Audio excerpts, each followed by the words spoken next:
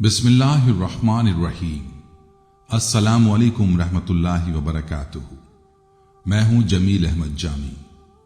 پیارے دوستو، اسلام کے ظہور سے قبل صرف اہل عرب ہی نہیں بلکہ ایک مکمل دنیا تہذیبی، اخلاقی اور معاشرتی برائیوں کا شکار تھی۔ اس کی بڑی وجہ یہ تھی کہ یہودی اور عیسائی اپنی مذہبی کتابوں میں تحریف مرتب کر چکے تھے اور شریعت کی وضع کردہ اصول و قوانین کی جگہ ایسے خود ساختہ نظریات و عقائد کو اپنا لیا تھا جو ان کے مزاج اور طبیعت کے لیے موزوں تھے۔ نتیجہ یہ ہوا کہ آہستہ آہستہ اصل دین اور حقیقی قانون الہی کی صورت مسخ ہو کر رہ گئی اور عوام الناس اپنے علماء کی اندھی تقلید میں جاہلانہ رسومات میں الجھتے چلے گئے اور یوں دین سے دوری ہوتی گئی اور بت پرستی اور برائیاں عام ہوتی چلی گئیں۔ آج کی اس ویڈیو میں ہم عربوں کی تاریخ سے آپ کو آگاہ کریں گے اور آپ کو عربوں کے حالات سے آگاہ کریں گے کہ اسلام سے پہلے عرب میں کون کون سے قبائل تھے، ان کے عقائد کیا تھے اور دین سے کس قدر دور ہو چکے تھے۔ یاد رہے کہ تاریخ اسلام میں عربوں کی تاریخ کی بڑی اہمیت ہے اور ہر مسلمان کے لیے ضروری ہے کہ وہ عربوں کی تاریخ سے واقف ہو۔ تو آئیے آپ کو بتاتے ہیں کہ اسلام سے قبل عرب اقوام اور ان کی معاشرت کے کیا حالات تھے۔ پیارے دوستو، عرب کی تاریخ میں سیدنا ابراہیم علیہ السلام اور سیدنا اسماعیل علیہ السلام کے نام بڑی اہمیت کے حامل ہیں، اور جب بات کی جائے عرب کے قبائل کی تو ہمیں ان قبائل کے بارے میں سمجھنے کے لیے آغاز حضرت ابراہیم علیہ السلام سے کرنا ہوگا، کیونکہ ہمارے پیارے آقا بھی حضرت ابراہیم علیہ السلام کی اولاد میں سے ہیں۔ تو چلیے آپ کو عرب اور اسلام سے قبل عرب میں موجود قبائل کے بارے میں بتاتے ہیں۔ دوستو، یاد رہے کہ لفظ عرب کے معنی صحرا اور بے آب و گیاہ زمین کے ہیں۔ عہد قدیم سے یہ لفظ جزیرہ نما عرب اور اس میں بسنے والے لوگوں کے لیے بولا گیا ہے۔ عرب کے مغرب میں بحر احمر اور جزیرہ نما سینا ہے، مشرق میں خلیج عرب اور جنوبی عراق کا ایک بڑا حصہ ہے۔ جنوب میں بحر عرب ہے جو کہ دراصل بحر ہند کا پھیلاؤ ہے۔ شمال میں ملک شام اور کسی قدر شمالی عراق ہے۔ ان میں سے بعض سرحدوں کے بارے میں اختلاف بھی ہے۔ کل رقبے کا اندازہ 10 لاکھ سے 13 لاکھ مربع میل تک لگایا گیا ہے۔ نسلی لحاظ سے معرفین نے عرب اقوام کی 3 اقسام بیان کی ہیں۔ نمبر 1، عرب بائدہ، یعنی وہ قدیم عرب قبائل اور قومیں جو بالکل ناپید ہو گئیں اور ان کے متعلق ضروری معلومات بھی میسر نہیں، مثلا عاد، سمود، جدیس، تلسم، املاق، امیم، جرہم اور جاسم وغیرہ۔ نمبر 2، عرب عاربہ، یعنی وہ عرب قبائل جو یارب بن یشج بن قحطان کی نسل سے ہیں، انہیں قحطان عرب کہا جاتا ہے۔ نمبر 3، عرب مستعربہ، یعنی وہ قبائل جو سیدنا اسماعیل علیہ السلام کی نسل سے ہیں، انہیں عدنانی عرب کہا جاتا ہے۔ عرب عربی یعنی قحطانی عرب کا اصل گہوارہ ملک یمن تھا، یعنی ان کے خاندان اور قبیلے مختلف شاخوں میں پھوٹے اور پھلے اور بڑھے۔ ان میں سے 2 قبیلوں نے بہت شہرت حاصل کی، ایک حمیر جس کی مشہور شاخیں زید الجمہور، قزاء اور سجاسک ہیں، دوسرا کہلان جن کی مشہور شاخیں ہمدان، انمار، تی، مسجج، کندہ، لخم، جزام، ازد، اوس، خزرج اور اولاد جفا ہیں، جنہوں نے آگے چل کر ملک شام کے اطراف میں بادشاہت قائم کی اور آل غسان کے نام سے مشہور ہوئے۔ یاد رہے کہ عرب مستعربہ کے جد اعلیٰ سیدنا ابراہیم علیہ السلام اصلاً عراق کے ایک شہر کے باشندے تھے۔ یہ شہر دریائے فرات کے مغربی ساحل پر کوفہ کے قریب واقع تھا۔ اس کی کھدائی کے دوران جو چیزیں برآمد ہوئی ان سے اس شہر کے بارے میں بہت سی معلومات ملی ہیں اور سیدنا ابراہیم علیہ السلام کے خاندان کے بارے میں بعض تفصیلات معلوم ہوئی ہیں۔ نیز ملک کے دینی اور اجتماعی حالات بھی سامنے آئے۔ سیدنا ابراہیم علیہ السلام یہاں سے ہجرت کر کے شہر حران تشریف لے گئے تھے اور پھر فلسطین جا کر اسے آپ نے دعوت کی سرگرمیوں کا مرکز بنا لیا اور دعوت تبلیغ کے لیے یہیں سے اندرون بیرون ملک آتے جاتے رہتے تھے۔ ایک بار آپ مصر تشریف لے گئے۔ فرعون نے آپ کی بیوی سیدہ سارہ علیہ السلام کی کیفیت سنی تو بدنیت ہو گیا، انہیں بری نیت سے اپنے دربار میں بلایا، لیکن اللہ نے سیدہ سارہ علیہ السلام کی دعا کے نتیجے میں غیبی طور پر فرعون کی ایسی گرفت کی کہ وہ ہاتھ پاؤں مارنے لگا۔ اس کی نیت بد اس کے منہ پر مار دی گئی اور وہ اس حادثے کی نوعیت سے سمجھ گیا کہ سیدہ سارہ اللہ کی نہایت خاص اور مقرب بندی ہیں۔ وہ ان سے اس وصف سے اس قدر متاثر ہوا کہ اپنی بیٹی ہاجرہ کو ان کی خدمت میں دے دیا۔ پھر سیدہ سارہ نے سیدہ ہاجرہ کو سیدنا ابراہیم علیہ السلام کی زوجیت میں دے دیا۔ سیدنا ابراہیم علیہ السلام ان دونوں کو لے کر فلسطین واپس تشریف لائے۔ پھر اللہ تعالیٰ نے سیدہ ہاجرہ کے بطن سے ابراہیم علیہ السلام کو ایک فرزند اسماعیل علیہ السلام عطا فرمائے۔ سیدہ سارہ بے اولاد تھیں، اس لیے انہیں بہت غیرت آئی اور انہوں نے ابراہیم علیہ السلام کو مجبور کیا کہ وہ سیدہ ہاجرہ اور ان کے نوزائیدہ بچے کے سمیت جلا وطن کر دیں، اور شاید اللہ کی منشا بھی یہی تھی۔ چنانچہ حالات نے ایسا رخ اختیار کیا کہ انہیں سیدہ سارہ کی بات ماننی پڑی، اور آپ علیہ السلام اللہ کے حکم اور اللہ کی منشا کے مطابق حضرت ہاجرہ اور اسماعیل علیہ السلام کو لے کر حجاز تشریف لے گئے۔ وہاں انہیں ایک بے آب و گیا وادی میں اتار دیا۔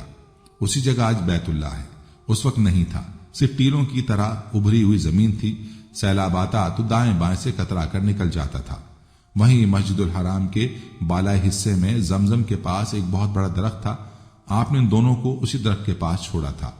اس وقت مکے میں نہ پانی تھا نہ انسان، اس لیے سیدنا ابراہیم علیہ السلام نے ایک توشے میں چند کھجوریں اور ایک مشکیزے میں پانی رکھ دیا۔ اس کے بعد فلسطین واپس چلے گئے۔ ادھر چند ہی دنوں میں کھجوروں اور پانی ختم ہو گیا۔ سخت مشکلات پیش آئیں، مگر اس مشکل وقت میں اللہ کے فضل و کرم سے زمزم کا چشمہ پھوٹ پڑا اور ان کے لیے خوراک کا سامان بن گیا۔ اسماعیل علیہ السلام جب جوان ہوئے تو جرہم قبیلے سے عربی سیکھی۔ یہ قبیلہ وہاں پانی دیکھ کر آباد ہو گیا۔ اس قبیلے کے لوگ انہیں پسند کرنے لگے تو اپنے خاندان کی ایک خاتون سے ان کی شادی کر دی۔ اسی دوران میں سیدہ ہاجرہ کا انتقال ہو گیا۔ ادھر سیدنا ابراہیم علیہ السلام کو خیال آیا کہ اپنا ترکہ دیکھنا چاہیے، چنانچہ وہ مکہ مکرمہ تشریف لے گئے، لیکن سیدنا اسماعیل علیہ السلام سے ملاقات نہ ہوئی۔ بہو سے حالات دریافت کیے، اس نے تنگ دستی کی شکایت کی۔ آپ نے وصیت کی کہ اسماعیل آئیں تو انہیں کہنا کہ اپنے دروازے کی چوکھٹ بدل لیں۔ سیدنا اسماعیل علیہ السلام اس کا مطلب سمجھ گئے۔ انہوں نے بیوی کو طلاق دے دی اور دوسری عورت سے شادی کر لی، جو جرہم کے سردار مزاز بن عمرو کی صاحبزادی تھیں۔ ان کی دوسری شادی کے بعد ایک مرتبہ پھر سیدنا ابراہیم علیہ السلام مکہ تشریف لے گئے، مگر اس مرتبہ بھی سید اسماعیل علیہ السلام سے ملاقات نہ ہو سکی۔ بہو سے حال پوچھا تو انہوں نے اللہ کی حمد و ثنا بیان کی۔ آپ نے وصیت کی کہ اسماعیل علیہ السلام اپنے دروازے کی چوکھٹ برقرار رکھیں اور فلسطین واپس چلے گئے۔ پیارے دوستو، چونکہ بات ہو رہی ہے عربوں کی، تو یاد رہے کہ عرب کی آبادی میں یہ واقعہ بہت اہم ہے، اس لیے اس واقعے کا ذکر یہاں کیا گیا ہے۔ پیارے دوستو، تاریخ بتاتی ہے کہ اللہ تعالیٰ نے مزاز کی بیٹی سے اسماعیل علیہ السلام کو 12 بیٹے عطا فرمائے۔ ان 12 بیٹوں سے 12 قبیلے وجود میں آئے اور سب نے مکے میں ہی رہائش اختیار کی۔ ان کے حالات زمانے کی گرد میں دب کر رہ گئے، صرف نبایوت اور قیدار کی اولاد گمنامی سے محفوظ رہیں۔ قیدار بن اسماعیل علیہ السلام کی نسل مکہ معظمہ میں پھیلتی رہی، یہاں تک کہ عدنان اور ان کے بیٹے معاد کا زمانہ آ گیا۔ عدنانی عرب کا سلسلہ نسب صحیح طور پر یہاں تک ہی محفوظ ہے۔ عدنان نبی کریم صلی اللہ علیہ وسلم کے سلسلہ نسب میں 21ویں پشت میں آتے ہیں۔ بہرحال معاد کے بیٹے نزار سے کئی خاندان وجود میں آئے۔ دراصل نزار کے 4 بیٹے اور ہر بیٹا ایک بڑے قبیلے کی بنیاد ثابت ہوا۔ ان چاروں کے نام یہ ہیں: ابنا، مضر، ربیہ، ایاد۔ دوستو، کہا جاتا ہے کہ ان میں سے 2 قبیلوں کی شاخیں اور شاخوں کی شاخیں بہت زیادہ ہیں۔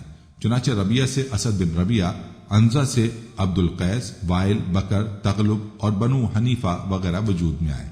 مضر کی اولاد 2 بڑے قبیلوں میں تقسیم ہوئی۔ نمبر 1 قیس بن اعلان بن مضر، نمبر 2 الیاس بن مضر۔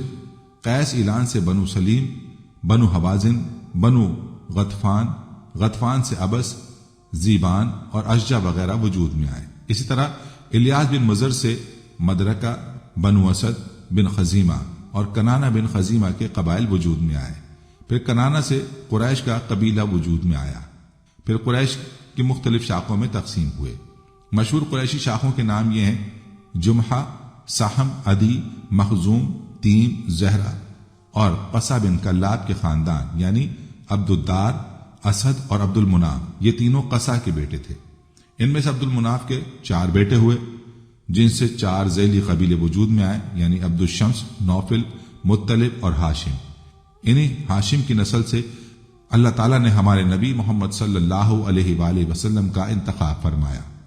پیارے دوستو، ابن عباس کا بیان ہے کہ رسول اللہ صلی اللہ علیہ وآلہ وسلم نے فرمایا، اللہ تعالیٰ نے مخلوق پیدا فرمائی تو مجھے سب سے اچھے گروہ کے اندر رکھا، پھر قبائل کو چنا تو مجھے سب سے اچھے قبیلے کے اندر بنایا، پھر گھرانوں کو چنا تو مجھے سب سے اچھے گھرانے میں بنایا، لہٰذا میں اپنی ذات کے اعتبار سے بھی سب سے اچھا ہوں اور اپنے گھرانے کے اعتبار سے بھی سب سے بہتر ہوں۔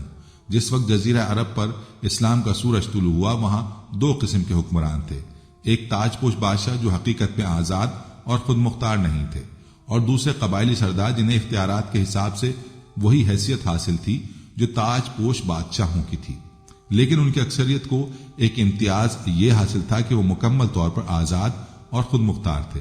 اس وقت تاج پوش حکمران یہ تھے: شاہان یمن، شاہان آل غسان یعنی شام، شاہان حریرہ یعنی عراق۔ باقی عرب حکمران تاج پوش نہ تھے۔ عربہ میں سے قدیم ترین قوم سبا تھی۔ اور یعنی عراق سے جو کتابیں برآمد ہوئی ان میں 2.5 سال قبل مسیح کی ایک قوم کا ذکر ملتا ہے، لیکن اس کے عروج کا زمانہ 11 صدی قبل مسیح سے شروع ہوتا ہے۔ یاد رہے کہ اس قوم کی عرب تاریخ میں بڑی اہمیت ہے، اس لیے اس قوم کی تاریخ کا مختصر تذکرہ ضروری ہے۔ تو چلیے آپ کو مختصراً 300 عیسوی سے آغاز اسلام تک کے دور کے بارے میں بتاتے ہیں۔ تاریخ بتاتی کہ اس دور میں یمن کے اندر مسلسل اضطراب اور انتشار برپا رہا، انقلابات آئے، خانہ جنگیاں ہوئیں اور بیرونی قوموں کو مداخلت کے موقع ہاتھ آئے، یہاں تک کہ ایک وقت ایسا بھی آیا کہ یمن کی آزادی سلب ہو گئی۔ چنانچہ اس دور میں رومیوں نے عدن پر فوجی قبضہ کیا اور ان کی مدد سے حبشیوں نے حمیر اور ہمدان کی آپس کی کشمکش سے فائدہ اٹھایا اور 340 عیسوی میں پہلی بار یمن پر قبضہ کیا۔ یہ قبضہ 378 عیسوی تک برقرار رہا۔ اس کے بعد یمن کی آزادی تو بحال ہو گئی، لیکن معارب کے مشہور بند میں رکھنے پڑنا شروع ہو گئے، یہاں تک کہ 450 عیسوی یا 451 عیسوی میں بند ٹوٹ گیا اور وہ عظیم سیلاب آیا جس کا ذکر قرآن مجید کی سورہ سبا میں سیل ارم کے نام سے کیا گیا ہے۔ پھر 523 عیسوی میں ایک اور سنگین حادثہ پیش آیا، وہ یہ کہ یمن کے یہودی بادشاہ ذونواس نے نجران کے عیسائیوں پر ایک ہیبت ناک حملہ کیا، انہیں عیسائی مذہب چھوڑنے پر مجبور کرنے کی کوشش کی، جس پر وہ آمادہ نہ ہوئے تو ذونواس نے خندق کھدوا کر انہیں بھڑکتی ہوئی آگ میں جھونک دیا۔ قرآن مجید کی سورہ بروج میں اس واقعے کی طرف اشارہ کیا گیا ہے۔ اس واقعے کا نتیجہ یہ ہوا کہ عیسائیت انتقام لینے پر تل گئی۔ وہ پہلے ہی رومی بادشاہوں کی قیادت میں بلا وجہ عرب کی فتوحات کی تیاری کر چکے تھے، اپنے علاقوں کو وسیع کرنا چاہتے تھے۔ انہوں نے حبشیوں کو یمن پر حملے کی ترغیب دی، انہیں بحری بیڑا مہیا کیا۔ حبشیوں نے رومیوں کی شہ پا کر 525 عیسوی میں اریات کی قیادت میں 70,000 فوج سے یمن پر دوبارہ قبضہ کر لیا۔ قبضے کے بعد اریات نے شاہ حبش کی حیثیت سے یمن پر حکمرانی کی، لیکن پھر اس کی فوج کے ایک ماتحت کمانڈر ابراہا نے اسے قتل کر کے خود اقتدار پر قبضہ جما لیا اور شاہ حبش کو بھی راضی کر لیا کہ وہ اس قبضے کو تسلیم کر لیں۔ دوستو یاد رہے کہ یہ وہی ابراہا ہے جس نے بعد میں خانہ کعبہ کو ڈھانے کی کوشش کی اور ایک لشکر جرار کے ساتھ چند ہاتھیوں کو بھی لشکر میں شامل کر لیا، جس کی وجہ سے یہ لشکر اصحاب الفیل کے نام سے مشہور ہوا۔ عراق اور اس کے نواحی علاقوں پر اہل فارس کی حکمرانی چلی آ رہی تھی، اسے پارس بھی کہا جاتا ہے۔ اس کا زمانہ 557 تا 529 قبل مسیح ہے۔ اس کے مقابلے میں کسی کو آنے کی جرت نہیں تھی، یہاں تک کہ 326 قبل مسیح میں سکندر نے دارا اول کو شکست دے کر فارسیوں کی طاقت توڑ دی، جس کے نتیجے میں ان کا ملک ٹکڑے ٹکڑے ہو گیا۔ یہ انتشار 223 عیسوی تک جاری رہا۔ پھر عدنانی لوگ اپنا وطن چھوڑ کر اس طرف آئے، انہوں نے لڑ بھڑ کر جزیرہ فراتیہ کے ایک حصے پر اپنا قبضہ جما لیا۔ ادھر 226 عیسوی میں جب اردشیر نے ساسانی حکومت کی داغ بیل ڈالی تو فارسیوں کی طاقت ایک مرتبہ پھر پلٹ آئی۔ شاہان ہیرا کے پاس فارسی فوج کی ایک یونٹ ہمیشہ رہا کرتی تھی، جس سے باغیوں کی سرکوبی کا کام لیا جاتا تھا۔ پیارے دوستو، یہ بات مشہور ہے کہ مکے میں آبادی کا آغاز سیدنا اسماعیل علیہ السلام سے ہوا۔ آپ نے 137 سال کی عمر پائی اور تاحیات مکے کے سربراہ اور بیت اللہ کے متولی رہے۔ آپ کے بعد آپ کے 2 صاحبزادے نبایوت اور قیدار یک کے بعد دیگرے مکے کے والی ہوئے۔ ان کے بعد ان کے نانا مزجار بن جرہم نے اقتدار اپنے ہاتھ میں لیا۔ اس طرح مکے کی سربراہی بنو جرہم کی طرف منتقل ہو گئی اور ایک مدت تک انہی کے ہاتھ میں رہی۔ سیدنا اسماعیل علیہ السلام کا زمانہ قریب 2000 سال قبل مسیح ہے۔ اس حساب سے مکے میں قبیلہ جرہم کا وجود کوئی 2100 برس تک رہا۔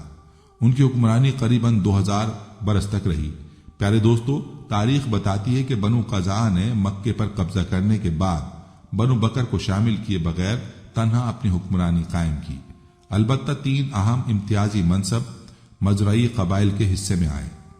حاجیوں کو عرفات سے مزدلفہ لے جانا اور 13 ذی الحج کو ملنا اور 13 حج کو منا سے واپسی پر پروانہ دینا، یہ حج کے سلسلے کا آخری دن ہے۔ یہ اعزاز الیاس بن مضر کے خاندان بنو غوث بن مرہ کو حاصل تھا۔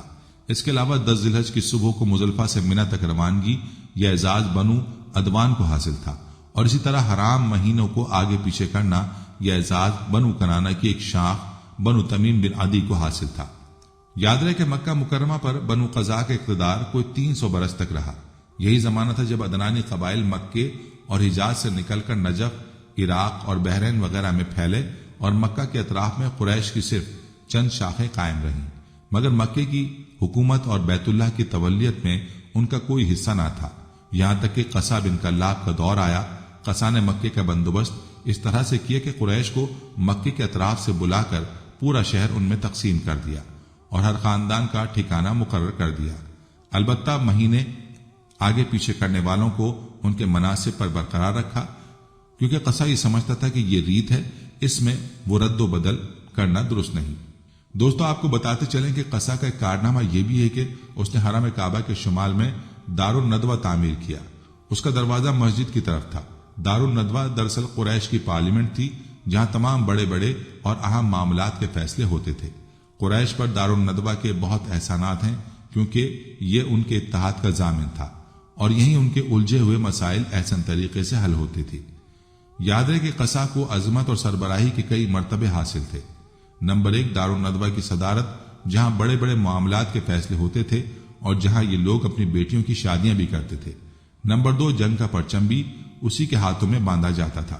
نمبر 3، خانہ کعبہ کی پاسبانی، اس کا مطلب یہ ہے کہ خانہ کعبہ کا دروازہ قصا ہی کھولتا تھا۔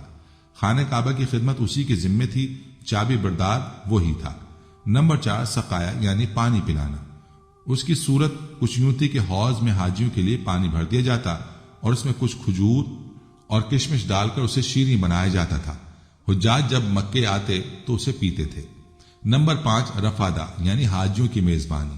حاجیوں کے لیے بطور ضیافت کھانا تیار کیا جاتا تھا۔ اس مقصد کے لیے قصا نے قریش پر کچھ رقم مقرر کر رکھی تھی۔ یہ رقم حج کے موسم میں ان کے پاس جمع ہو جاتی تھی اور وہ اس رقم سے حاجیوں کے لیے کھانا تیار کرواتا تھا۔ جو لوگ تنگ دست ہوتے یا جن کے پاس توشہ نہ ہوتا، وہ یہی کھانا کھاتے تھے۔ اور دوستو، اس کے علاوہ کچھ اور عہدے بھی تھے جنہیں قریش نے آپس میں تقسیم کر رکھا تھا۔ ان کی تفصیل بھی مختصراً آپ کو بتاتے ہیں۔ نمبر 1، فال گیری، قسمت کا حال معلوم کرنے کے لیے بتوں کے پاس جو تیر رکھے رہتے تھے ان کی تبلیت، یہ منصب بنو جمحہ کو حاصل تھا۔ نمبر 2، مالیات کا نصب، یعنی بتوں کا قرب حاصل کرنے کے لیے جو نذرانے اور قربانیاں پیش کی جاتی تھیں ان کا انتظام کرنا۔ جھگڑوں اور مقدمات کا فیصلہ کرنا، یہ کام بنو سہم کو سونپا گیا۔ نمبر 3، اشناق یعنی جرمانوں کا نصب، اس منصب پر بنو تیم فائز تھا۔ نمبر 4، قومی پرچم اٹھانا، یہ بنو امیہ کا کام تھا۔ نمبر 5، فوجی کیمپ کا انتظام، یہ کام بنو مخزوم کے حصے میں آیا۔ نمبر 6، سفارت، یہ کام بنو عدی کا تھا۔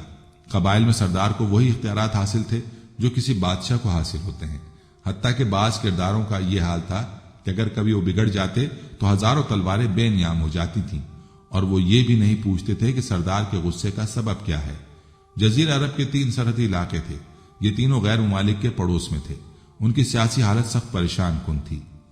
وہاں انتشار کی کیفیت تھی، انسان ظالم یا مظلوم، حاکم تھا یا محکوم، بس انہی 2 طبقوں میں بٹا ہوا تھا۔ تمام تر فوائد سربراہوں کو، خاص طور پر غیر ملکی سربراہوں کو حاصل تھے، اور سارا بوجھ غلاموں کے سر تھا۔ وہ طرح طرح کے ظلم و ستم برداشت کرتے تھے، زبان نہیں کھول سکتے تھے کیونکہ حکمرانی جبری تھی۔ انسانی حقوق نام کی کسی چیز کا دور دور تک کوئی نشان نہیں تھا۔ یاد رہے کہ عرب کے عام باشندے اسماعیل علیہ السلام کی تبلیغ کے نتیجے میں دین ابراہیم کے پیروکار تھے، اس لیے صرف اللہ کی عبادت کرتے تھے اور توحید پر کاربند تھے۔ لیکن وقت گزرنے کے ساتھ ساتھ انہوں نے اللہ کے احکامات کو بھلا دیا، پھر بھی ان کے اندر توحید اور دین ابراہیم کے کچھ آثار باقی رہے، یہاں تک کہ بنو قزا کا سردار عمرو بن روحی منظر عام پر آیا۔ اس کی نشو نما نیکی، صدقہ خیرات اور دینی باتوں میں دلچسپی کی بنیاد پر ہوئی تھی، اس لیے لوگوں نے اسے محبت کی نگاہ سے دیکھا، اسے بڑے عالم اور اللہ کا ولی سمجھ کر اس کی پیروی کی۔ پھر اس شخص نے ملک شام کا سفر کیا، اس نے دیکھا وہاں بتوں کی پوجا ہو رہی تھی، اس نے سمجھا کہ یہ طریقہ بھی اچھا ہے اور برحق ہے، کیونکہ ملک شام پیغمبروں کی سرزمین تھی، آسمانی کتابیں وہاں نازل ہوئی تھیں۔ چنانچہ وہاں سے واپسی پر اپنے ساتھ حبل بت بھی لے آیا اور اسے خانہ کعبہ کے اندر نصب کر دیا۔ اہل مکہ کو خانہ کعبہ کے ساتھ شرک کی دعوت دی۔ اہل مکہ نے اس پر لبیک کہا۔ اس کے بعد بہت جلد اس میں حجاز کے باشندے بھی شامل ہو گئے، وہ بھی ان کے نقش قدم پر چل پڑے۔ اس طرح عرب میں بت پرستی کا آغاز ہو گیا، اور یوں بت پرستی کی وجہ سے عرب قبائل کے عقائد میں بہت سی تبدیلیاں آئیں اور بہت سی بدعات کا آغاز ہوا۔ یہ بدعات کیا تھیں اور اس کے بعد عربوں کے حالات نے کیا رخ اختیار کیا، آئیے اس بارے میں آپ کو بتاتے ہیں۔ پیارے دوستو، تاریخ بتاتی ہے کہ حبل کے علاوہ عرب کے قدیم ترین بتوں میں سے ایک منع تھا، جو کہ بحر احمر کے ساحل پر نصب تھا۔ اس کے بعد حجاز کے ہر خطے میں بتوں کی بھرمار ہو گئی۔ کہا جاتا ہے کہ ایک جن عمرو بن لوحی کے تابع تھا۔ اس نے بتایا کہ قوم نوح کے بت جدہ میں دفن ہیں۔ اس اطلاع پر وہ جدہ گیا اور ان بتوں کو کھوج نکالا اور ان کو واپس لایا، اور حج کے زمانے میں ان کو مختلف قبائل کے حوالے کیا۔ یہ قبائل ان بتوں کو اپنے اپنے قبائل میں لے گئے۔ اس طرح ہر قبیلے میں اور ہر گھر میں ایک ایک بت ہو گیا۔ اسی پر بس نہیں کی، بلکہ اس کے بعد مشرکین نے مسجد حرام کو بھی بتوں سے بھر دیا۔ چنانچہ جب مکہ فتح ہوا تو بیت اللہ اور مسجد الحرام اور ان کے ارد گرد 360 بت تھے۔ یاد رہے کہ اہل جاہلیت یہ سمجھتے تھے کہ بتوں کی پوجا دین ابراہیم میں تبدیلی نہیں بلکہ بدعت حسنہ ہے۔ ان میں بت پرستی کی کیا کیا رسومات روایت تھیں، اس کا مختصر نقشہ کچھ یوں ہے۔ نمبر 1، اس دور کے جاہل مشرک بتوں کے پاس مجاہد بن کر بیٹھتے تھے، ان کی پناہ ڈھونڈتے تھے، انہیں زور زور سے پکارتے تھے، حاجت روائی اور مشکل کشائی کے لیے ان کو پکارتے تھے اور سمجھتے تھے کہ وہ اللہ کی سفارش کر کے ان کی مشکل حل کروا دیں گے۔ نمبر 2، وہ بتوں کا حج اور طواف کرتے تھے، ان کے سامنے عز و نیاز سے پیش آتے، انہیں سجدہ کرتے تھے۔ نمبر 3، بتوں کے لیے نذرانے اور قربانیاں پیش کرتے تھے، اور قربانی کے ان جانوروں کو کبھی بتوں کے آستانوں پر جا کر ذبح کرتے تھے اور کبھی کسی اور جگہ ذبح کر لیتے تھے، مگر بتوں کے نام پر ذبح کرتے تھے۔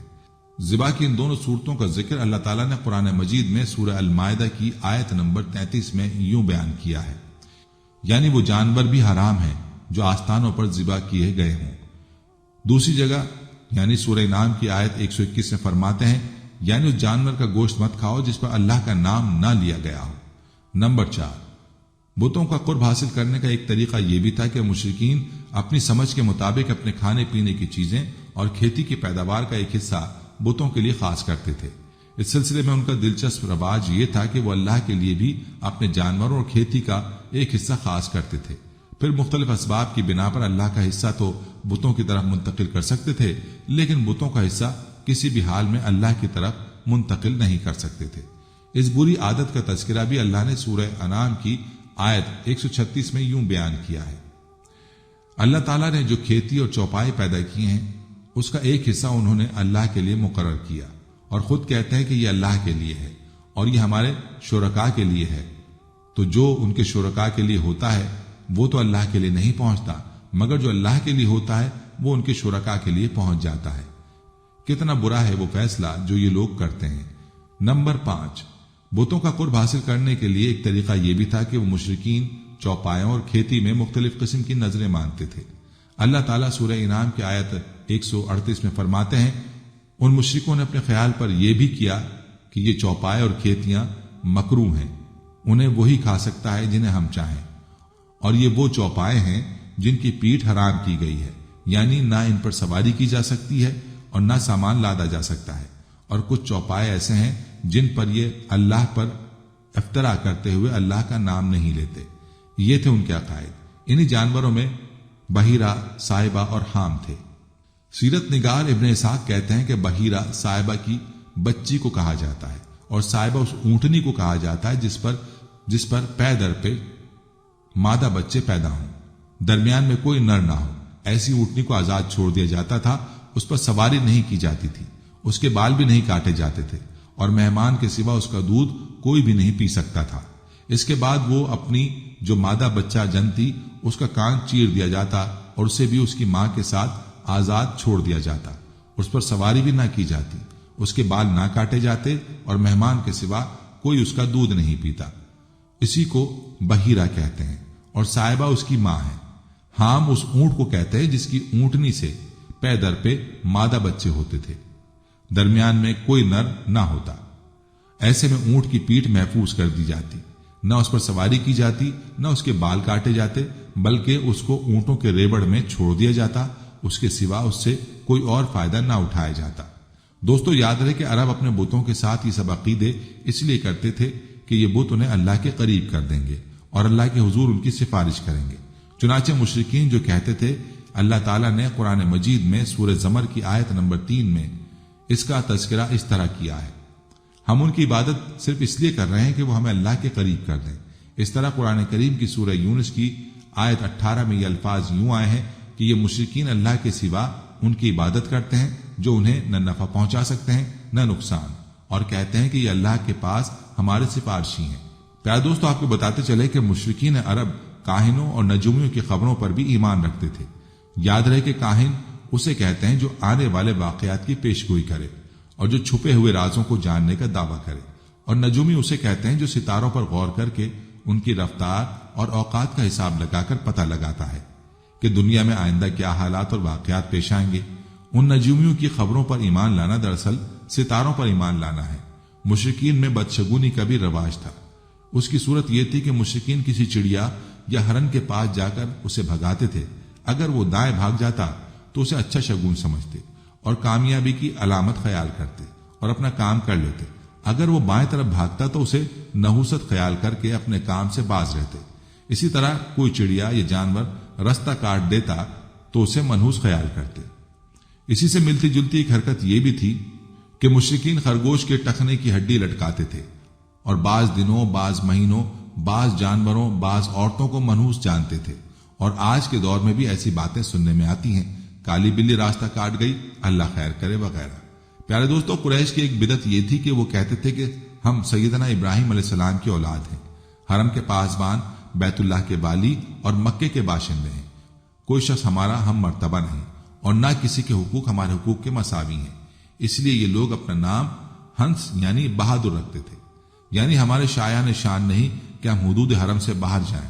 چنانچہ حج کے دوران یہ لوگ عرفات نہیں جاتے تھے، بلکہ مزدلفہ میں ہی ٹھہر کر وہیں سے افاضہ کر لیتے تھے۔ اللہ تعالیٰ نے اس بدعت کی اصلاح کرتے ہوئے سورہ بقرہ کی آیت 199 میں فرمایا، یعنی تم لوگ بھی وہیں سے افاضہ کرو جہاں سے سارے لوگ افاضہ کرتے ہیں۔ ان کی ایک بدعت یہ بھی تھی کہ انہوں نے بیرون حرم کے باشندوں کو حکم دے رکھا تھا کہ وہ حرم میں آنے کے بعد پہلا طواف ہنس سے حاصل کیے گئے کپڑوں میں ہی کریں۔ چنانچہ اگر ان کا کپڑا دستیاب نہ ہوتا تو مرد ننگے طواف کرتے اور عورتیں اپنے سارے کپڑے اتار کر ایک چھوٹے سے کرتے میں طواف کرتی۔ اللہ تعالیٰ نے خرافات کے خاتمے کے لیے سورہ آراف کی آیت نمبر 31 میں فرمایا، یعنی اے آدم کے بیٹو، مسجد کے سامنے اپنی زینت اختیار کرو۔ یہ دین یعنی شرک و بت پرستی اور توہمات اور خرافات پر مبنی عقیدے والا دین عام اہل عرب کا دین تھا۔ اس کے علاوہ جزیرہ عرب کے مختلف اطراف میں یہودیت، مسیحیت اور مجوسیت نے قدم جما لیے تھے۔ جزیرہ عرب میں یہودیت کا دور اس وقت سے شروع ہوتا ہے جب فلسطین میں بابل اور آشور کی حکومت تھی۔ آشور کی حکومت کی فتوحات کی وجہ سے یہودیوں کو اپنا وطن چھوڑنا پڑا۔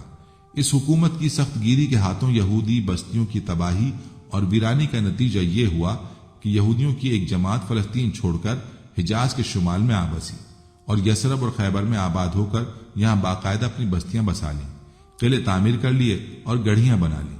وطن چھوڑ کر آنے والے ان یہود کے ذریعے عرب باشندوں میں کسی قدر یہود کا بھی رواج ہوا اور اسلام کے ظہور سے پہلے اس کو بھی ایک اچھی بھلی حیثیت حاصل ہو گئی۔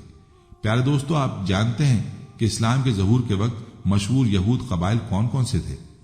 آپ کو بتاتے چلیں کہ اسلام کے ظہور کے وقت مشہور یہود قبائل یہ تھے: خیبر، نذیر، مستلق، قریظہ اور قنقاع۔ جہاں تک عیسائی مذہب کا تعلق ہے، عرب میں اس کی آمد حبشی اور رومی قبضہ گیروں اور روم فاتحین کے ذریعے ہوئی۔ یمن پر حبشیوں کا قبضہ پہلی بار 340 عیسوی میں ہوا اور 378 عیسوی تک برقرار رہا۔ اس دوران یمن میں مسیحی مشن کام کرتا رہا۔ تقریباً اسی زمانے میں ایک متقی اور پرہیزگار شخص نجران پہنچا اور وہاں کے باشندوں میں عیسائی مذہب کی تبلیغ کی۔ نجران کے لوگوں کو اس کے دین میں کچھ ایسی سچی علامات نظر آئیں کہ وہ عیسائی ہو گئے۔ جہاں تک مجوسیت کا تعلق ہے تو اسے زیادہ تر اہل فارس کے ہمسایہ عربوں میں فروغ حاصل ہوا، مثلاً عراق، عرب بحرین اور خلیج عرب کے ساحلی علاقوں میں۔ ان کے علاوہ یمن میں فارسی قبضے کے دوران وہاں بھی اکا دکا افراد نے مجوسیت قبول کی۔ یاد رہے کہ عرب کے باقی دینوں کو ماننے والوں کا حال بھی مشرکین جیسا تھا، کیونکہ ان کے دل بھی یکساں تھے، عقائد ایک سے تھے اور رسم و رواج میں ہم آہنگی تھی۔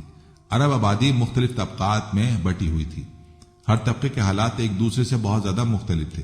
چنانچہ معزز طبقے میں عورت اور مرد کا تعلق خاصا ترقی یافتہ تھا۔ عورت کو بہت خود مختاری حاصل تھی، اس کی بات مانی جاتی تھی، اس کی اس قدر حفاظت اور احترام کیا جاتا کہ اس کی خاطر تلواریں سونت دی جاتی تھیں، خون ریزی ہو جاتی تھی۔ آدمی جب اپنی شجاعت اور بہادری پر بات کرنا چاہتا، اپنی تعریف کرنا چاہتا، تو عموماً عورت ہی کو مخاطب کرتا۔ شجاعت اور سخاوت کو ان کے درمیان بہت بڑا درجہ حاصل تھا۔ اکثر اوقات ان میں صلح کے لیے عورت ہی اہم کردار ادا کرتی تھی۔ وہ چاہتی تو قبائل کو صلح کے لیے آمادہ کر لیتی اور چاہتی تو قبائل کے درمیان جنگ کی آگ بھڑکا دیتی تھی۔ لیکن ان تمام باتوں کے باوجود خاندان کا سربراہ مرد ہی کو مانا جاتا اور اس کی بات فیصلہ کن ہوتی تھی۔ اس طبقے میں مرد اور عورت کا تعلق عقد نکاح سے ہوتا تھا۔ یہ نکاح عورت کے ولیوں کی نگرانی میں طے پاتا تھا۔ عورت کو ان کی ولایت کے بغیر نکاح کا حق حاصل نہیں تھا۔ ایک طرف معزز لوگوں کا یہ حال تھا، دوسری طرف دوسرے طبقوں میں مرد عورت کے اختلاع کی اور بھی کئی صورتیں تھیں، جنہیں بدکاری، بے حیائی، فحاشی اور زناکاری کے علاوہ کوئی نام نہیں دیا جا سکتا۔ زمانے جاہلیت میں کسی حد کے بغیر متعدد بیویوں کا رکھنا ایک عام سی بات تھی۔ لوگ دو سگی بہنوں کو بھی بیک وقت اپنے نکاح میں رکھ لیتے تھے۔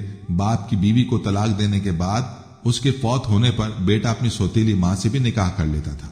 طلاق کا اختیار مرد کو حاصل تھا اور اس کی کوئی بھی حد مقرر نہیں تھی۔ زناکاری تمام طبقات میں عروج پر تھی۔ البتہ کچھ مرد اور کچھ عورتیں ایسے ضرور تھے جنہیں اپنی بڑائی کا احساس گندگی کے کیچڑ میں لت پت ہونے سے باز رکھتا۔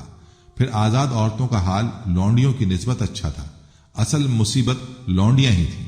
ایسا لگتا ہے کہ ان جاہلوں کی اکثریت اس برائی کی طرف متوجہ ہونے میں کوئی آر محسوس نہیں کرتی تھی۔ دوستو، باپ کو بتاتے چلے کہ جاہلیت میں باپ بیٹے کا تعلق بھی مختلف نوعیت کا تھا۔ کچھ تو ایسے تھے جو کہتے تھے کہ ہماری اولاد ہمارے کلیجے ہیں جو روئے زمین پر چلتے پھرتے ہیں، جبکہ کچھ لوگ ایسے بھی تھے جو لڑکیوں کو رسوائی کے خوف سے زندہ دفن کر دیتے تھے اور بچوں کو فقر و فاقے کے ڈر سے مار ڈالتے تھے۔ تاہم یہ کہنا مشکل ہے کہ یہ سنگ دلی بڑے پیمانے پر رائج تھی۔ خرافات کا دورہ تھا، لوگ جانوروں جیسی زندگی گزار رہے تھے۔ عورت بیچی اور خریدی جاتی تھی، بعض اوقات اسے مٹی اور پتھر جیسا سلوک کیا جاتا تھا۔ قوم کے باہمی تعلقات کمزور بلکہ ٹوٹے ہوئے تھے۔ اور دوستو، جہاں تک بات ہے حکومتوں کی، تو ان کو صرف اپنا خزانہ بھرنے سے ہی فرصت نہیں تھی، یا مخالفوں پر فوج کشی کرنے کی فکر تھی۔ اقتصادی حالت بھی خراب تھی، صرف تجارت ہی ان کے نزدیک ضروریات زندگی حاصل کرنے کا سب سے اہم ذریعہ تھی، اور تجارت کے لیے امن و سلامتی کی فضا کا ہونا ضروری، ورنہ تجارتی آمد و رفت نہیں ہو سکتی تھی۔ جبکہ ان کا حال یہ تھا کہ سوائے حرمت والے مہینوں کے امن و سلامتی کا کوئی نام و نشان نہیں تھا۔ یہی وجہ ہے کہ صرف حرمت والے مہینوں میں عرب کے مشہور بازار لگتے تھے۔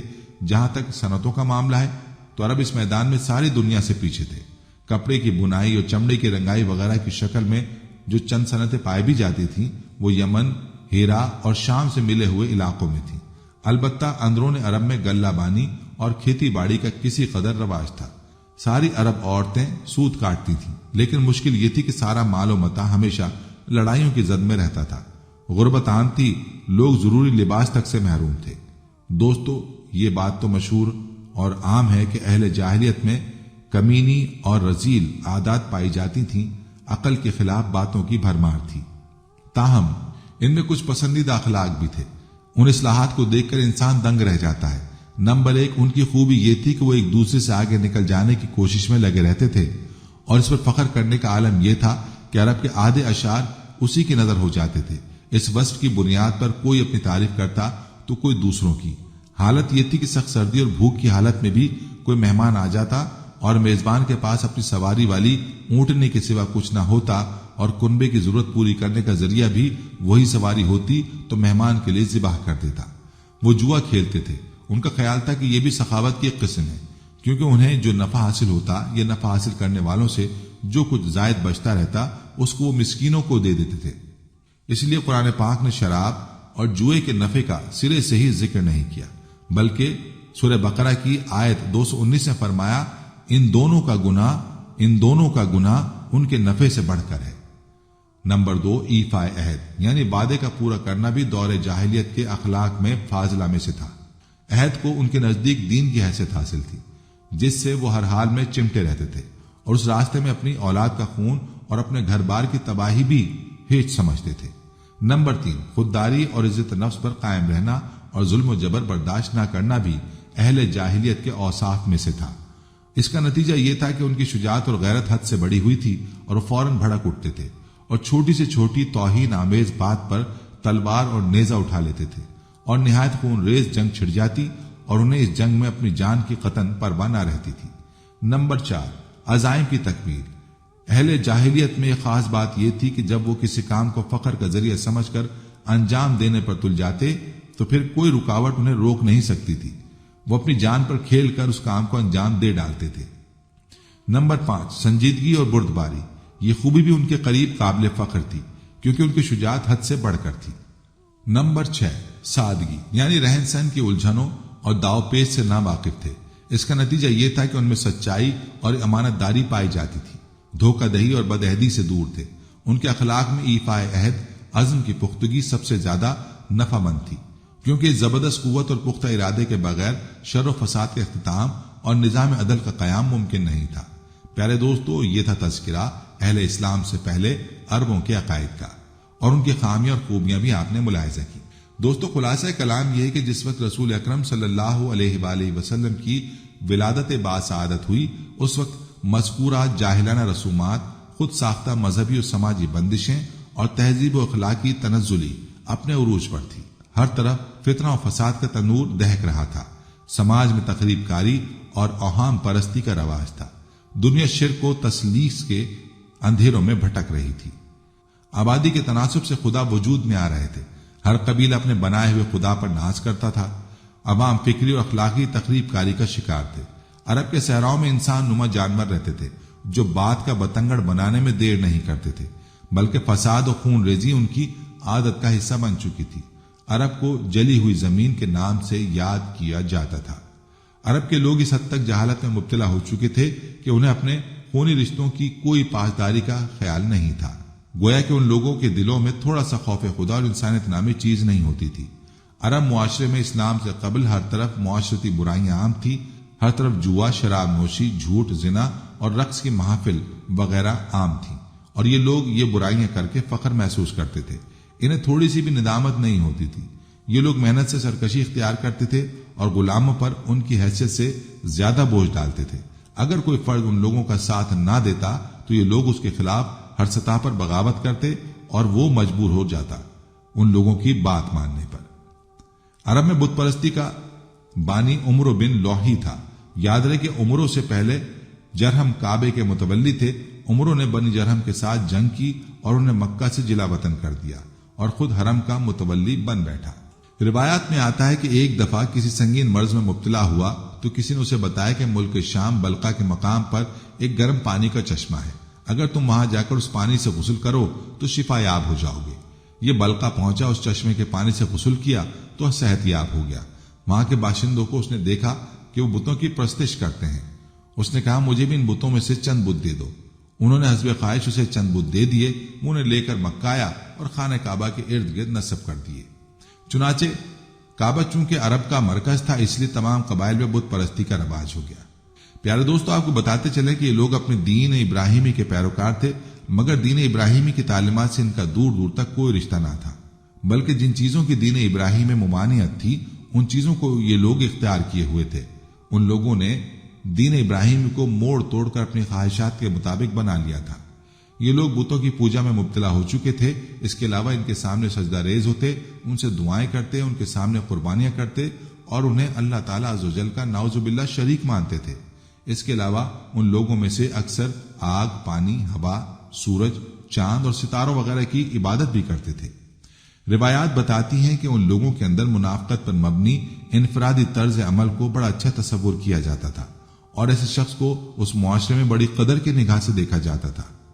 پیارے دوستو، یہ لوگ انا پرستی کی ایسی دلدل میں گرفتار ہو چکے تھے کہ اپنے آپ کو معاشرے کے غریب لوگوں کے مقابلے میں افضل اور معزز تصور کرتے تھے۔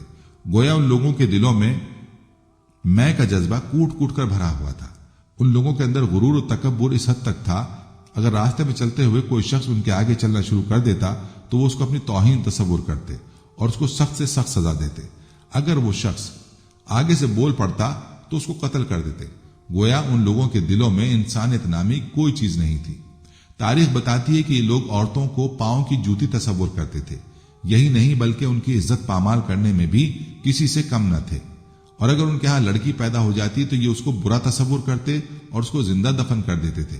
یہ عورت کے مقدس وجود کو اپنے لیے باعث عبرت سمجھتے تھے اور اس کے بدن کو فقط لذت حاصل کرنے کا ایک آلہ سمجھتے تھے، یہاں تک کہ اسے آزادی رائے کا بھی حق حاصل نہیں تھا۔ بیٹیوں کو زندہ درگور کرنا ان کی قبائلی تہذیب کا حصہ تھا۔ محققین کے مطابق لڑکیوں کو زندہ درگور کر دینے کی رسم اس لیے عام تھی کیونکہ عرب کا سرمایہ دار طبقہ فقر و تندرستی سے ہمیشہ خوف زدہ رہتا تھا، اس لیے لڑکی کی شادی کے بعد وراثت کے طور پر جائیداد میں حصہ ملنا چاہیے تھا۔ اس طرح ان کی محنت و مشقت سے کمائی ہوئی دولت کے ذخیرے میں کمی واقع ہوتی، اور جس کے ہاں لڑکی بیاہ کر جاتی وہ ان کی دولت کی بنیاد پر زیادہ مالدار اور معاشی لحاظ سے مضبوط ہو جاتا۔ لہذا انہوں نے داماد کو زندہ قبر کے نام سے تعبیر کیا اور لڑکیوں کو زندہ زمین میں گاڑ دینے کو ترجیح دی، بجائے اس کے کہ ان کا حق اپنے مال میں ادا کیا جاتا۔ یہی وجہ ہے کہ انہوں نے خود ساختہ قانون کے مطابق میراث میں بھی عورتوں کا کوئی حصہ متعین نہیں کیا۔ ستم بالائے ستم یہ کہ شوہر کا قرض بیوی سے وصول کرتے تھے اور نادار اور غریب زوجہ کے قرض ادا نہ کرنے کی صورت میں اس کے شوہر کو غلام یا اسیر بنا لیا جاتا تھا۔ پیارے دوستو، تاریخ بتاتی کہ اس معاشرے میں عدل و انصاف کا فقدان عروج پر تھا۔ امیروں کے لیے کوئی قانون اور سزا نہیں تھی، اس کے برعکس غریبوں کے لیے یہ لوگ قانون بھی خود بناتے اور انہیں سزا بھی خود تجویز کرتے، اور اگر ان کے منشا کے مطابق کوئی کام نہ ہوتا تو اس قبیلے کو یہ لوگ برباد کر دیتے تھے۔ عرب معاشرے میں سود کا بازار عام تھا۔ تجارت کے لیے اگر کسی سرمایہ دار سے قرض لیتے تو تجارت میں منافع کی کثیر رقم سود کی شکل میں سرمایہ دار کی تجوری میں چلی جاتی، اور غربا خط افلاس سے بھی نیچے زندگی گزارنے پر مجبور تھے۔ پیارے دوستو، یہ مختصر سا خلاصہ عربوں کی خامیوں کا آپ نے ملاحظہ کیا۔ جس وقت اسلام دنیا میں آیا، مشرق و مغرب دونوں جہانوں پر جہالت کی تاریخ چھائی ہوئی تھی۔ ظہور اسلام سے بہت پہلے ان اقوام کی علمی اور ثقافتی سرگرمیاں ختم ہو چکی تھیں اور وہ جمود کی زندگی بسر کر رہے تھے۔ انسانیت آمریت اور شہنشاہیت کے ظلم کا شکار تھی۔ شرف انسانی کی ہر قدر پامال ہو چکی تھی۔ جزیرہ نمائے عرب ہی نہیں، پوری دنیا ظلم و جبر کا منظر پیش کر رہی تھی۔ انسانی حقوق کا ہر تصور حکمرانوں کی انا کے گرد میں گم ہو چکا تھا۔ یاد رہے کہ انہی حالات میں دیگر انبیاء کرام نے بھی بشارتیں دی تھیں کہ ایک نبی رحمت آنے والے ہیں، اور وہ ابر رحمت قریش کے سردار عبد المطلب کے گھر عبداللہ کی بیوہ آمنہ کے بطن سے پیدا ہوا، اور اس نبی مکرم صلی اللہ علیہ وآلہ وسلم کی پیدائش پر رب کائنات نے یہ معجزہ دکھایا کہ نور کی تجلیات سے شام کے محلات روشن ہو گئے، بیت اللہ میں رکھے گئے بت سر نگوں ہو گئے، آتش کدہ ایران جو صدیوں سے روشن چلا رہا تھا بجھ گیا، اور پوری کائنات ارضی کو یہ پیغام ربانی دیا گیا کہ اب وہ ہستی کائنات میں تشریف لا چکی ہے جو ہر قسم کی شرک و ضلالت کو اپنے پائے استحقار تلے روننے والی ہے۔ پیارے دوستو، یوں دو جہاں کے بادشاہ نبی آخر الزماں صلی اللہ علیہ وآلہ وسلم کی آمد ہوئی۔ عبد المطلب کی خوشی کا کوئی ٹھکانہ نہ تھا۔ وہ اپنے حسین و جمیل پوتے کو گود میں لیے بیت اللہ میں آئے اور ولادت کا اعلان کیا۔ لوگوں نے جب پوچھا کہ بچے کا نام کیا رکھا ہے تو عبد المطلب نے برجستہ کہا، محمد۔ سب لوگ حیران ہو گئے کہ یہ نام عرب میں مانوس نہیں تھا۔ عبد المطلب نے کہا کہ اس نام کے معنی ہیں بہت زیادہ تعریف کیے گئے۔ یہ نام اللہ ہی نے رکھوایا کہ تا قیامت جب تک اللہ کا نام بلند ہوگا اس کے محبوب کا نام بھی بلند ہوتا رہے گا۔ ایسے حالات میں اللہ رب العزت نے انسانیت پر احسان فرمایا اور نبی اکرم صلی اللہ علیہ وآلہ وسلم کو تمام انسانوں کے لیے رحمت عالم بنا کر مبعوث فرمایا، جس کا اعلان حق سبحانہ تقدس نے ان الفاظ میں فرمایا، وَمَا أَرْسَلْنَاكَ إِلَّا رَحْمَةً لِّلْعَالَمِينَ، سورہ انبیاء۔ ہم نے آپ کو تمام جہانوں کے لیے رحمت بنا کر بھیجا ہے۔ پیارے دوستو، اب دنیا سے جہالت کے ختم ہونے کا وقت آ چکا تھا اور اللہ تعالیٰ نے دنیا کو اسلام کی روشنی سے منور کرنے کا قصد فرما لیا تھا، اور جہالت کے اندھیرے نبی رحمت جناب محمد صلی اللہ علیہ وآلہ وسلم کی نبوت سے ختم ہوئے، اور نبی کریم صلی اللہ علیہ وآلہ وسلم کے غلاموں کے ہاتھوں دنیا کی सुपर पावर तहस नहस होकर मुसलमानों के कदमों में आ गई और फिर इस्लाम का नूर देखते ही देखते पूरी दुनिया में फैला। दोस्तों, ये थी हमारी आज की वीडियो जिसमें आपने इस्लाम से पहले अरबों के हालात और अकायद के बारे में मुकम्मल तफसील मुलाहिजा की। जाने से पहले वीडियो को शेयर जरूर कीजिएगा। प्यारे दोस्तों, हम ये उम्मीद करते हैं कि आपको हमारी आज की ये वीडियो जरूर पसंद आई होगी। अगर आपको हमारी आज की ये वीडियो पसंद आई है तो सबसे पहले आप इसको लाइक करें और अपनी राय का इजहार कमेंट सेक्शन में लाजमी करें। आखिर में आपसे एक बार फिर दरखास्त है कि आप हमारे चैनल को जरूर सब्सक्राइब करें और साथ ही लगे बेल के बटन को भी क्लिक करें ताकि आपके पास हमारी आने वाली मजीद वीडियोस का नोटिफिकेशन बर वक्त मिलता रहे। अल्लाह ताला आपको अपने हिफ्ज़-ओ-मान में रखे, आमीन। आखिर में प्यारे दोस्तों, हमने हर वीडियो के इख्तिताम पर एक दुआ का सिलसिला शुरू किया हुआ है। जो भी इस दुआ में शामिल होगा, मेरा यह दावा है कि अल्लाह करीम उसकी तकदीर को बदल देगा। पहले मेरे तमाम साथी, माएं, बहनें सब मिलकर मेरे साथ दुरूद शरीफ पढ़ लें और कसरत के साथ कमेंट्स में आमीन लिखें। अल्लाह इस आमीन को लिखने की बरकत से आपकी और मेरी तकदीर बदल देगा। दुरूद इब्राहिमी पढ़ लें। अल्लाहुम्मा सल्लि अला मुहम्मदिन व अला आलि मुहम्मदिन कमा सल्लैता अला इब्राहीमा व अला आलि इब्राहीमा इन्नका हमीदुम मजीद। अल्लाहुम्मा बारिक अला मुहम्मदिन व अला आलि मुहम्मदिन कमा बारकता अला इब्राहीमा व अला आलि इब्राहीमा इन्नका हमीदुम मजीद। ऐ अल्लाह, हम तेरे गुनाहगार बंदे, हम तेरे खताकार बंदे, हम तेरे आजिज बंदे तेरी पाकी बयान करते हैं और तेरे आगे दुआ के लिए हाथ फैलाते हैं। हमारी खताओं को मुआफ फरमा, हमारे गुनाहों को मुआफ फरमा। ऐ अल्लाह, हम अपने अगले पिछले सगीरा कबीरा, छोटे बड़े सभी गुनाहों, खताओं और नाफरमानियों की तुझसे माफी मांगते हैं। ऐ अल्लाह, ऐ रब्बुल इज्जत, हम अपने गुनाहों से तौबा करते हैं, हमारी तौबा कबूल कर ले। ऐ पाक परवरदिगार, हम सबको सच्चा और पक्का मुसलमान बना दे, हम सबको इस्लाम पर इस्तकामत नसीब फरमा दे, हमें कामिल और पुख्ता ईमान वाला बना। ऐ पाक परवरदिगार, तमाम मुसलमानों को ख्वाब गफलत से बेदार कर दे। ऐ अल्लाह, हमारे दीन इस्लाम की हिफाजत फरमा, मुसलमानों को दीन और दुनिया में इज्जत अता फरमा। ऐ अर्शे मौला के मालिक, ऐ हिकमत वाले, ऐ कायनात के रब, हमारे दिलों को गुमराह होने से बचा, जिस तरह से पहली कौमें गुमराह हुई हैं और जिस तरह से पहली कौमों ने अपने अंबिया की नाफरमानी की है। ऐ अल्लाह, तू हमें ऐसी नाफरमानी से बचा। ऐ अल्लाह, तू हमें उन अजाबों से बचा जो तूने पिछली कौमों पर नाजिल किए हैं। ऐ अल्लाह, तू हमें उन तमाम गुनाहों से बचा जिन गुनाहों में पिछली कौमें मुब्तला हुई हैं। ऐ मौलाए करीम, तू हमारी हिफाजत फरमा हर उस फेल से जो तेरी नाराजगी और तेरे गजब का सबब बना। ऐ अल्लाह, हमारी जिंदगी को अपनी चाहत के मुताबिक ढाल दे, हमें सिर्फ और सिर्फ नेकी की तौफीक अता फरमा। हम नेकी की बातों को सुनने वाले बन जाएं और उन पर अमल करने वाले बन जाएं और नेकी की बातों को फैलाने की हमें तौफीक अता फरमा। ऐ अल्लाह, ये दौर फितने का दौर है, उम्मत के अंदर हर तरह के गुनाह पाए जाते हैं, तो हमारे हाल पर रहम फरमा और हमें गुनाहों से बचने की तौफीक अता फरमा। ऐ अल्लाह, तू करीम है, तू रहीम है, तू रहमान है, तू गफूर रहीम है, तो हमारे गुज़िश्ता गुनाहों को मुआफ फरमा दे और आइंदा के लिए हमें गुनाहों से बचने की तौफीक अता फरमा।